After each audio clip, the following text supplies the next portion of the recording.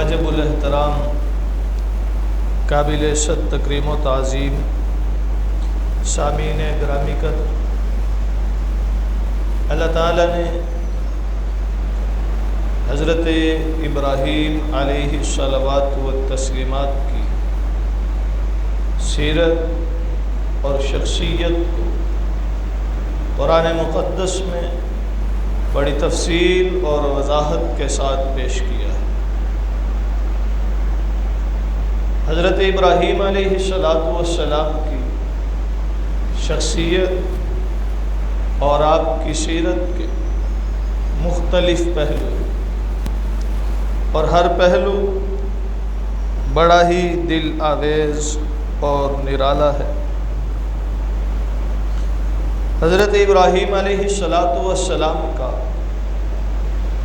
اللہ تعالیٰ کے ساتھ تعلق، حضرت ابراہیم علیہ السلام کی بت پرستی سے بیزاری اور دعوت توحید، حضرت ابراہیم علیہ السلام کی ابتلا اور آزمائش، حضرت ابراہیم علیہ السلام کی ہجرت، یہ تمام پہلو انسانی زندگی میں بہت ہی رہنما اور ہادی ہے۔ حضرت ابراہیم علیہ السلام کی زندگی کا ایک پہلو دعا بھی ہے کہ آپ علیہ السلام نے کسی موقع پر بھی اللہ تعالیٰ سے دعا اور اللہ تعالیٰ سے مانگنا ترک نہیں کیا۔ انتہائی خوشی کا عالم ہو تب بھی اللہ کی طرف رجوع، انتہائی مشکل اور پریشانی کی گھڑی ہو تب بھی اللہ کی طرف رجوع رہا۔ اور حضرت ابراہیم علیہ السلام کی ان دعاؤں کو اللہ تعالیٰ نے قرآن مقدس میں بڑی تفصیل کے ساتھ بیان کیا ہے، جو یہ بات ثابت کرتا ہے کہ حضرت ابراہیم علیہ السلام کا اللہ سے تعلق اور اللہ سے ربط کتنا مضبوط تھا۔ انہوں نے کسی موقع پر اللہ تعالیٰ سے دوری اور اللہ تعالیٰ سے غفلت اختیار نہیں کی، ہمیشہ اللہ کی طرف رجوع رہا، ہمیشہ اللہ کی طرف متوجہ رہے، جو ہمیں بھی یہ سبق دیتا ہے کہ ہم بھی ہر حال میں، ہر گھڑی میں اللہ تعالیٰ سے مانگیں، اللہ تعالیٰ کی طرف متوجہ رہیں۔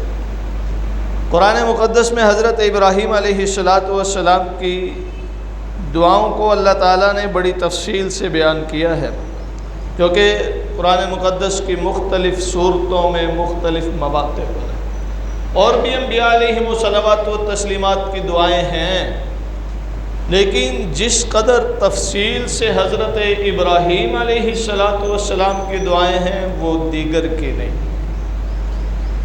اور حضرت ابراہیم علیہ السلام کی دعائیں امت تک اس لیے پہنچائی گئیں تاکہ یہ بھی حضرت ابراہیم علیہ السلام کے طریق پر چلتے ہوئے اللہ تعالیٰ سے یہ دعائیں مانگتے رہے، اللہ تعالیٰ سے اپنا تعلق اور رابطہ مضبوط رکھے۔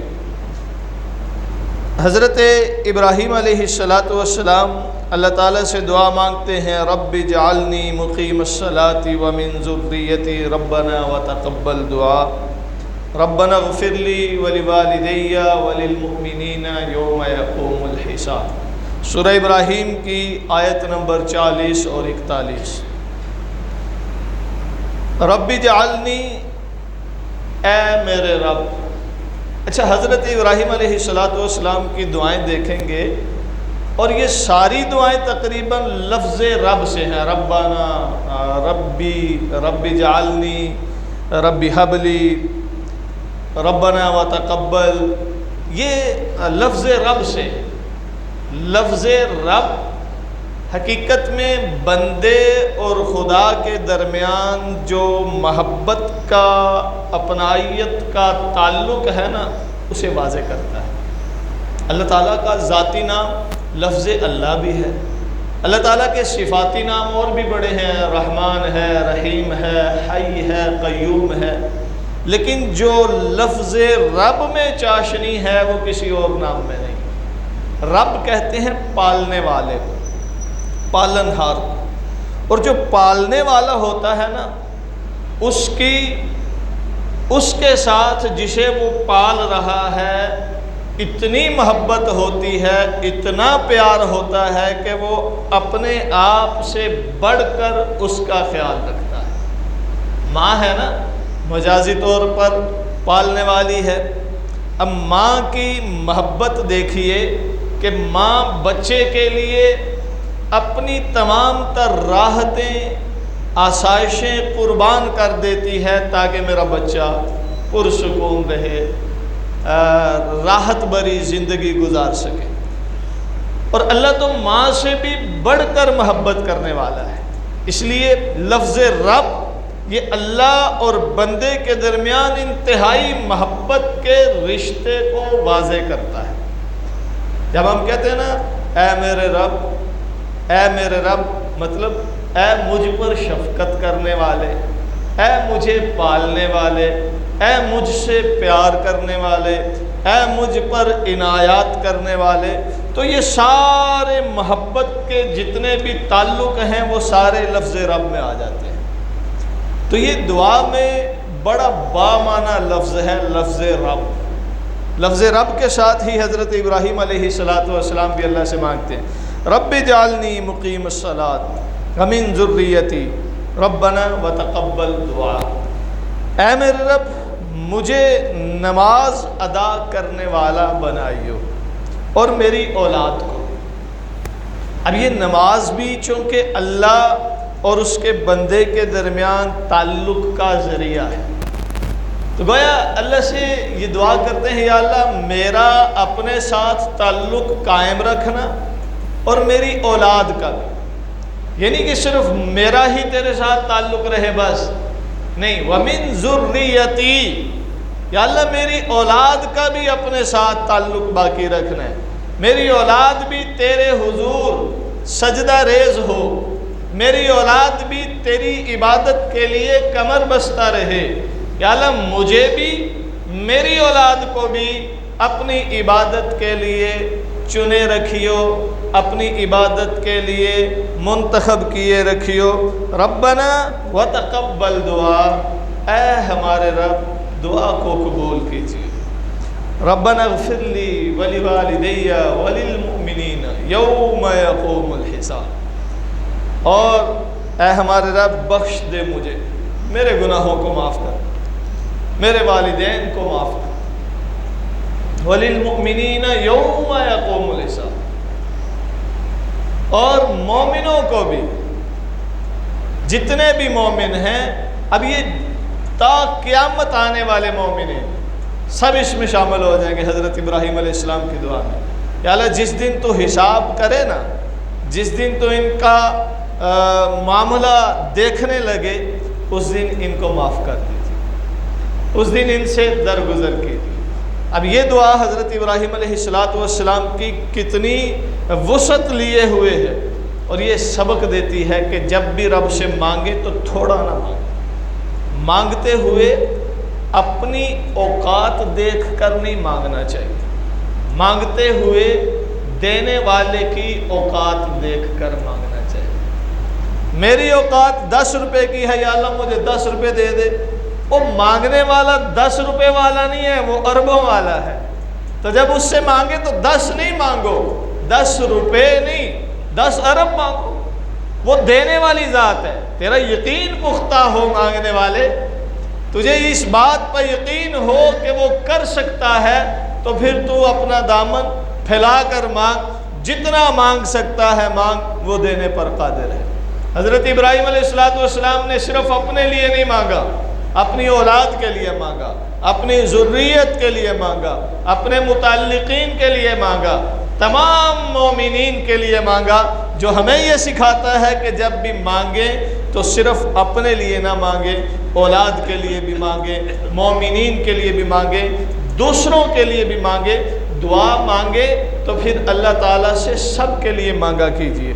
دوسری دعا سورہ بقرہ آیت نمبر 1280 میں 128 میں آیت نمبر 128 میں حضرت ابراہیم علیہ السلام اللہ کے حضور دعا کرتے ہیں، ربنا وجعلنا مسلمین لک ومن ذریتنا امۃ مسلمۃ لک وارنا مناسکنا وتب علینا انک انت التواب الرحیم۔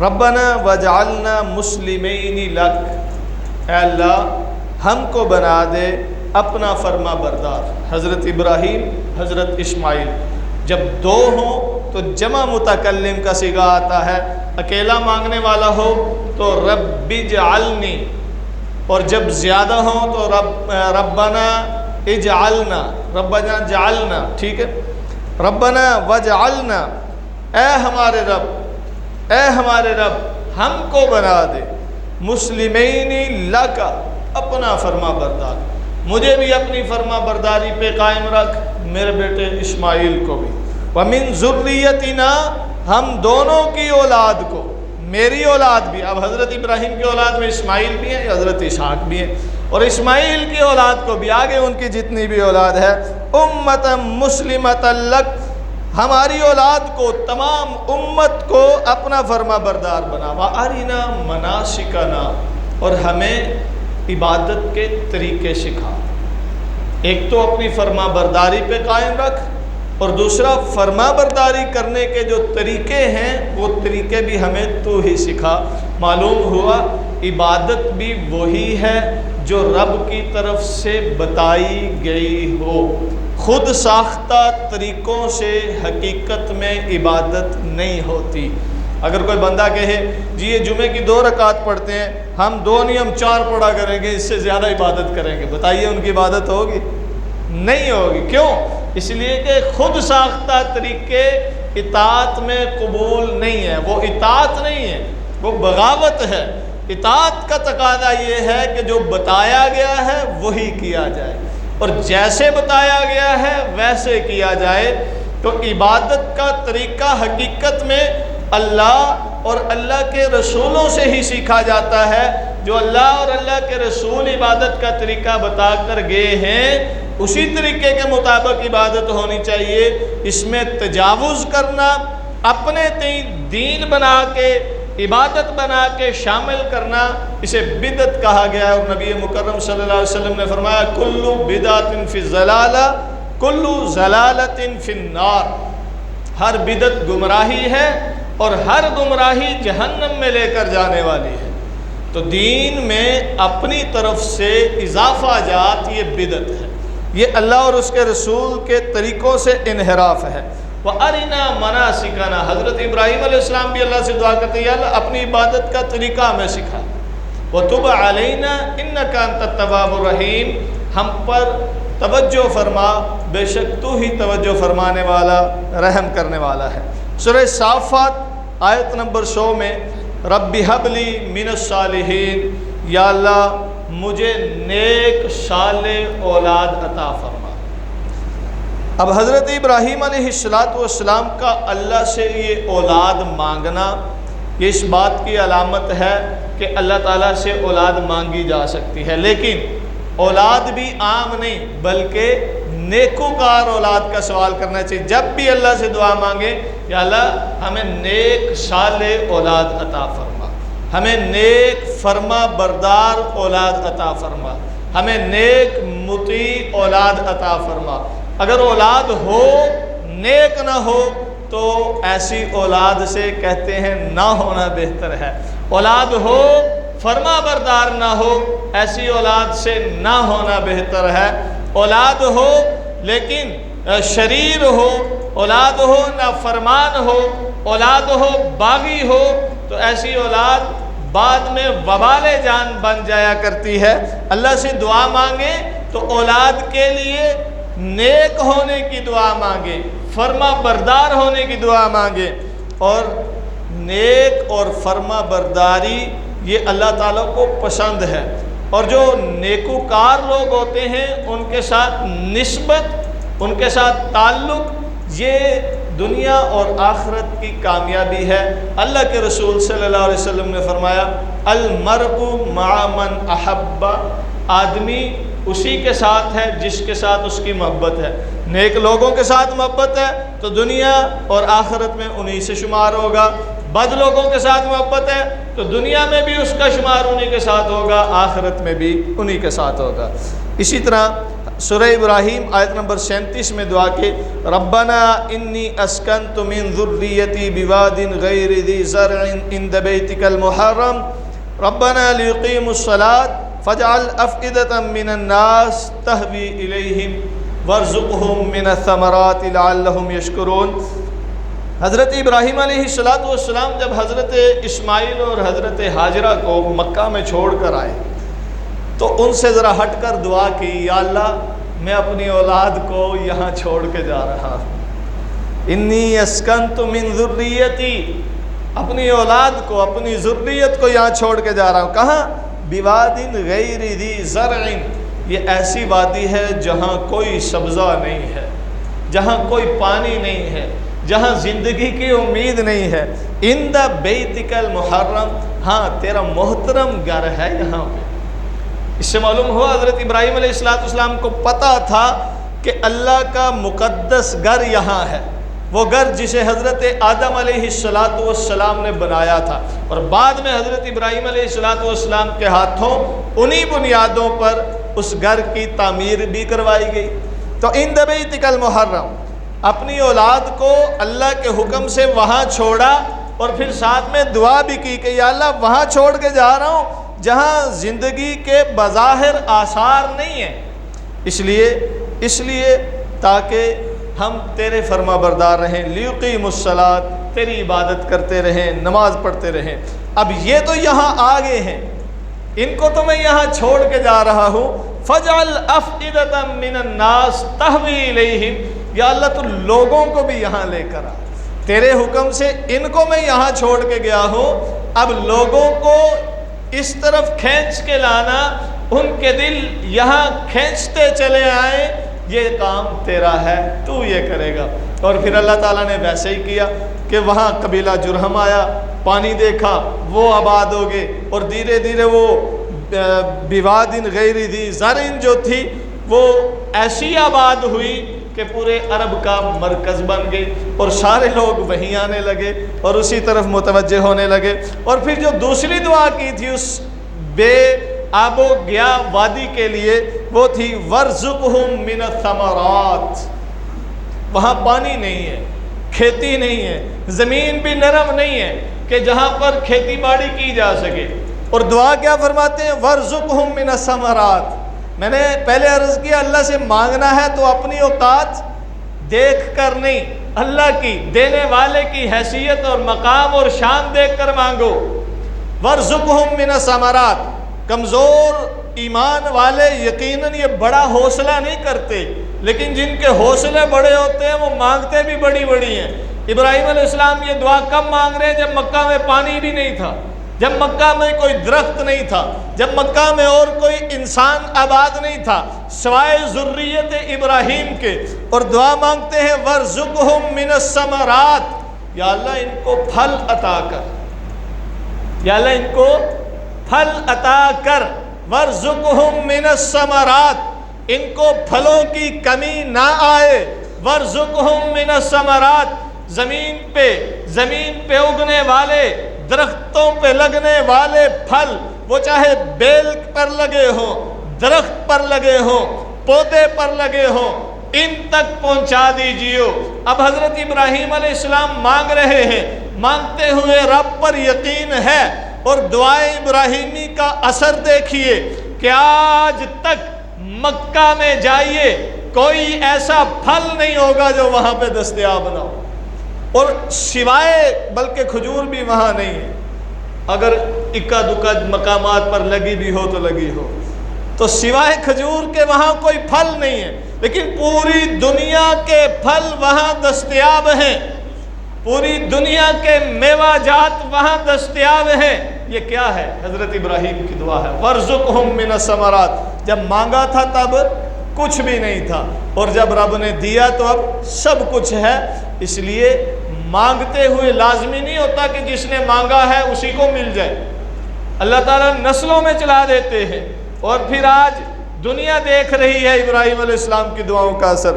فَجْعَلْ أَفْئِدَةً مِّنَ النَّاسِ تَهْوِي إِلَيْهِمْ، آج ہر دل چاہتا ہے کہ میں وہاں جاؤں۔ ابراہیم نے دعا کی تھی اللہ ہر دل کو یہاں کھینچ، ہر دل میں یہ تمنا ہو، ہر کوئی یہاں کھینچتا چلا آئے۔ ان کی دعا تھی، آج ہر دل کی تمنا ہے میں وہاں جاؤں۔ اور دعا پھل کے لیے کی، ثمرات کے لیے کی، معیشت کی بہتری کے لیے کی، تو اللہ تعالیٰ نے ہر چیز ان کو وہاں پر پہنچا دی۔ اسی طرح اس شہر کے امن کے لیے بھی حضرت ابراہیم علیہ السلام نے سورہ ابراہیم آیت 35 میں دعا کی، وَإِذْ قَالَ إِبْرَاهِيمُ رَبِّ اجْعَلْ هَذَا الْبَلَدَ آمِنًا، یا اللہ اس شہر کو امن کا گہوارہ بنا، اس شہر کو امن کا گہوارہ بنا کہ لوگ یہاں پر امن زندگی گزار سکیں۔ اور آج تک وہ شہر امن کا گہوارہ ہے، حتیٰ کہ جب حضور نبی مکرم صلی اللہ علیہ وسلم نے مکہ فتح کیا تھا تب بھی وہ امن کا گہوارہ تھا۔ حضور نے اعلان فرمایا تھا یہاں جنگ نہیں ہوگی، ہاں جو تلوار اٹھا کے آئے اسے ختم کر دو، باقی کسی کے ساتھ لڑائی نہیں کرنی، کسی پر تلوار نہیں اٹھانی۔ اور پھر وہاں صرف انسان ہی نہیں، ہر جاندار کو امن ملتا ہے۔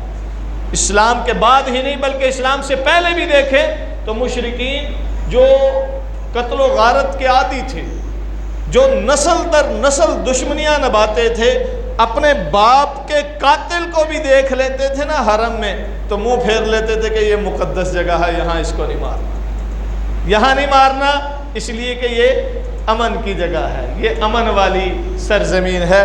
تو یہ حضرت ابراہیم علیہ السلام کی دعا تھی۔ اسی طرح ربنا وتقبل دعا، اللہ سے یہ درخواست بھی کرتے ہیں یار میری دعاؤں کو قبول فرما۔ وَإِذْ يَرْفَعُ إِبْرَاهِيمُ الْقَوَاعِدَ مِنَ الْبَيْتِ وَإِسْمَاعِيلُ رَبَّنَا تَقَبَّلْ مِنَّا إِنَّكَ أَنْتَ السَّمِيعُ الْعَلِيمُ۔ سورہ بقرہ آیت 127 میں حضرت ابراہیم اور حضرت اسماعیل علیہم الصلوات و تسلیمات نے جب بیت اللہ تعمیر کر دیا نا اللہ کے حکم سے، تعمیر کرنے کے بعد اللہ سے دعا کی کہ یا اللہ ہم نے یہ جو نیکی کی ہے اس کو قبول فرما، اس کو قبول فرما۔ ربنا تقبل منا، یا اللہ ہماری اس نیکی کو قبول کر لے۔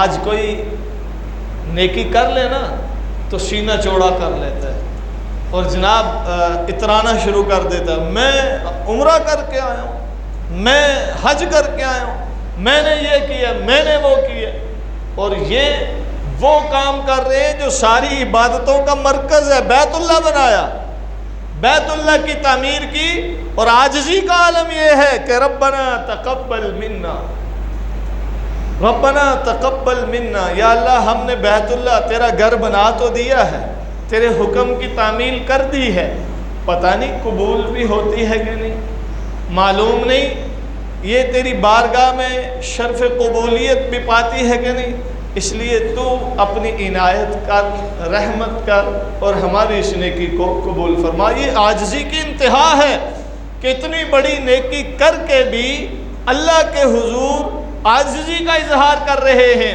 اللہ کے حضور گڑ گڑا رہے ہیں، جس سے ہمیں یہ سبق ملتا ہے کہ نیکی کر کے اس پہ اترانا نہیں چاہیے، نیکی کر کے اس پر واویلا نہیں کرنا چاہیے۔ ہم تو اگر کسی کو ایک آٹے کی بوری بھی دیتے ہیں نا 500 والی، تو وہاں بھی وہ کھڑے ہو کے ساتھ 10 تصویریں بنوا کے سوشل میڈیا پہ بھی چڑھا رہے ہوتے ہیں، میڈیا کے جتنے بھی ذرائع ہیں سب پہ تشہیر کر رہے ہوتے ہیں تاکہ پتہ چلے میں نے نیکی کی ہے۔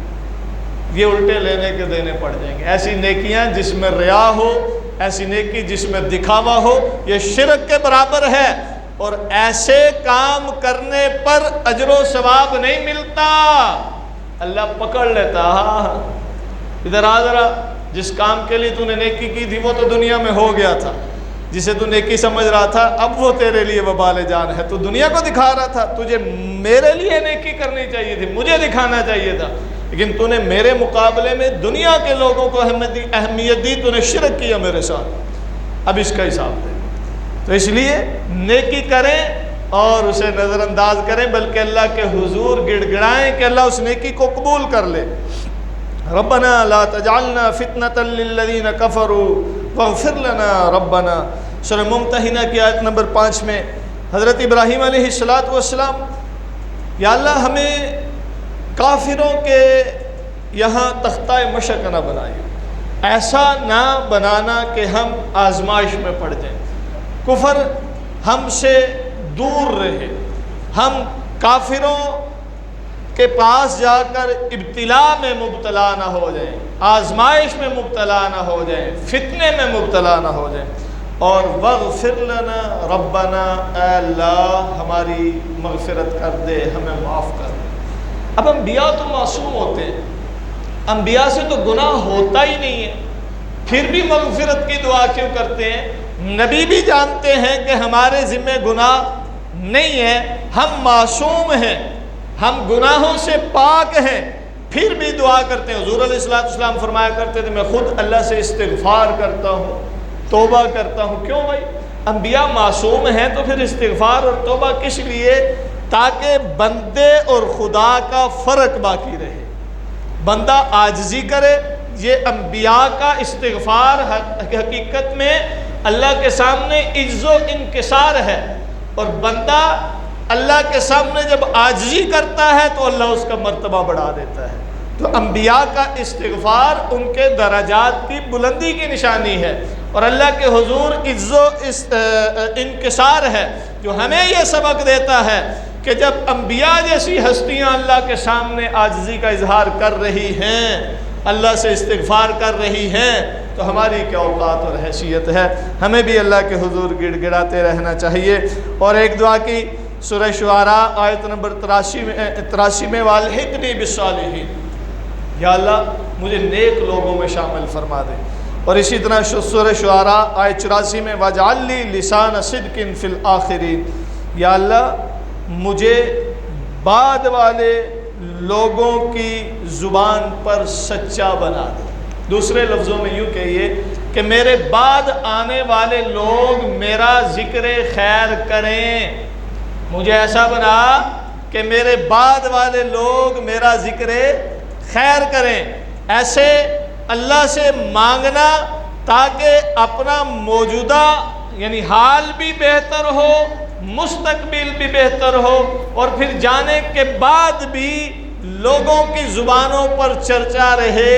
یہ حضرت ابراہیم علیہ السلام کی دعا ہے، ہمیں بھی یہ سبق دے رہی ہے کہ صرف اپنے حال میں گم نہ رہو، اپنے مستقبل کی فکر کرو، نسلوں کی فکر کرو، اپنے نسلوں کو روشن کرو، اپنا مستقبل روشن کرو، اور اللہ سے کھلے دل مانگو، یا اللہ میرے لیے آنے والے لوگ ذکر خیر کرتے رہیں۔ اور اللہ تعالیٰ نے حضرت ابراہیم علیہ السلام کی یہ دعا بھی قبول فرمائی کہ آج تک ہر آسمانی مذہب کا پیروکار حضرت ابراہیم کا ذکر خیر کرتا ہے، عیسائی بھی ان کا ذکر خیر کرتے ہیں، یہودی بھی ان کا ذکر خیر کرتے ہیں، مسلمان بھی ان کا ذکر خیر کرتے ہیں، حضرت ابراہیم علیہ السلام سے محبت کا اظہار کرتے ہیں۔ وَجَعَلْنِي مِن وَرَثَةِ جَنَّةِ النَّعِيمِ، سورہ شعراء آیت 85، یا اللہ مجھے جنت نعیم کی وراثت عطا فرما، یعنی ایسی جنت میں لے کر جا جہاں تیری نعمتوں کا نزول ہوتا ہو۔ یہ اللہ سے دعا مانگ رہے ہیں۔ وَلَا تُحْزِنِي يَوْمَ يُبْعَثُونَ، اور پھر جب اٹھایا جاؤں قیامت کے دن تو پھر اس وقت تو مجھے غم زدہ نہ کرے، قیامت کے دن مجھے افسردہ نہ کرے، قیامت کے دن پریشانیاں مجھ سے دور ہوں۔ دنیا میں بھی مانگا، دنیا کے لیے بھی مانگا، آخرت کے لیے بھی مانگا، حشر کے لیے بھی مانگا، یا اللہ حشر کے میدان میں جب سارے جمع ہوں تو تب مجھے افسردہ نہ کیجیو، مجھے غم زدہ نہ کیجیو، اور پھر جب فیصلے ہوں تو میرے لیے جنت نعیم کے فیصلے فرمائیو۔ اور آخری دعا سورہ بقرہ آیت 129، ربنا وابعث فیہم رسولا منہم یتلو علیہم آیاتک ویعلمہم الکتاب والحکمت ویزکیہم، اے اللہ اس شہر میں مکہ مکرمہ میں ایک رسول بھیج جو انہی میں سے ہو، وہ تیری آیتیں ان کو پڑھ کے سنائے، ان کے دلوں کی صفائی کرے، ان کو حقیقت میں تیرا بندہ بنائے، تیرے ساتھ تعلق مضبوط کروائے۔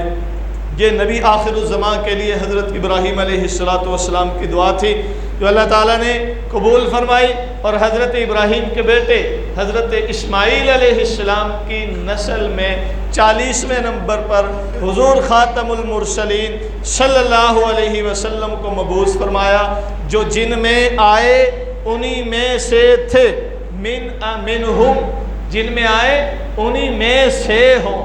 تو قبیلہ خاندان وہی تھا جن میں وہ رسول بن کر آئے، انہی میں سے تھے۔ یتلو علیہم آیاتی، تیری آیتیں تلاوت کریں تو حضرت حضور خاتم المرسلین صلی اللہ علیہ وسلم اللہ کی آیات پڑھ کر سناتے رہے۔ یزکیہم، دلوں کا تزکیہ کریں تو نبی مکرم صلی اللہ علیہ وسلم نے اس وقت کے بگڑے ہوئے معاشرے کو کیسے سنوار کے دکھایا، با اخلاق بنایا اور بہترین معاشرہ تخلیق کر کے دکھایا۔ تو یہ حضرت ابراہیم علیہ السلام کی دعائیں تھیں جن کو اللہ تعالیٰ نے قرآن مقدس میں بڑے اہتمام کے ساتھ بیان کیا ہے، جو ہمارے لیے یہ سبق ہے کہ اللہ تعالیٰ کی طرف تمہارا ہر صورت میں دھیان رہنا چاہیے، تمہارا اللہ سے تعلق قائم رہنا چاہیے، خوشی ہو یا غمی ہو تم رجوع اللہ کرنے والے ہو۔ تمہارے لیے اگر تمہیں اللہ کی طرف سے حکم ملتا ہے کہ یہ کام کرو تو اسے کر گزرنے میں ڈر نہیں ہونا چاہیے۔ یوں کہہ لیجئے کہ عبادت کے لیے جب کمر بستہ ہو تو ہر طرح کے خوف اور ڈر پس پشت ڈال لیجئے، اور اگر کوئی مشکل پریشانی آئے تو صبر کا دامن تھامے رکھیے۔ مشکلیں چھٹ جاتی ہیں، ابراہیم علیہ السلام جیسی مشکل کسی پر نہیں آ سکتی، لیکن وہاں بھی انہوں نے صبر کا دامن تھامے رکھا، اللہ پر پختہ یقین رکھا، جو ہمیں یہ سبق دیتا ہے کہ ہمارا بھی اللہ پر یقین پختہ ہونا چاہیے اور اللہ سے مانگتے رہنا چاہیے۔